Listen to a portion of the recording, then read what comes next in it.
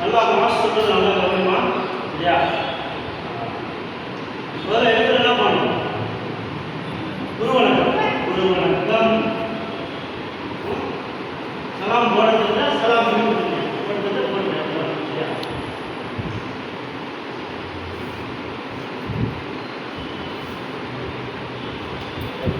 எப்பயுமே முதல்ல முன்னோக்கி சுற்றணும்.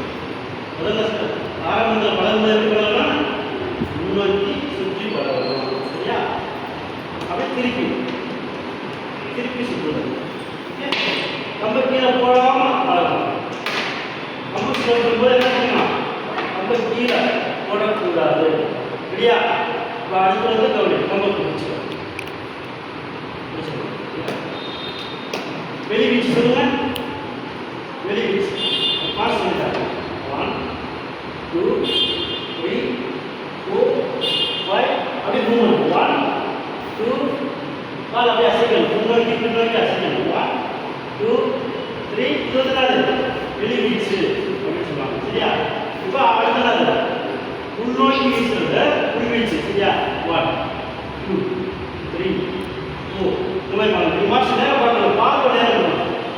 சரியா? எல்லா பக்கமும் பார்வை என்ன செய்யணும்? சுழற்றணும் வீசும்போது. சரியா? நம்ம எதிரியை நோக்கி என்ன செய்யலாம்? இப்போ இது வந்து உள்நோக்கி பண்ணுறோம். சரியா? இதுக்கப்புறம் ஒரு 4 வீடு படைவீச்சு எப்படி கொண்டு பார்த்தேன். சரியா? வலது கால என்ன சொல்லணும்? சும்மா கவனி மாஸ்டர் பண்ண நீங்கள் கவனிச்சு இப்போ வலது காலம் வச்சுக்கணும். கவனிக்கலாம் கவனிக்கலாம். சரியா?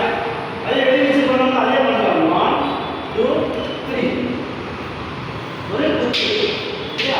1 2 3 ஒரு குத்து. சரியா? 1 2 3 4 ஒரு உலாஸ். சரியா?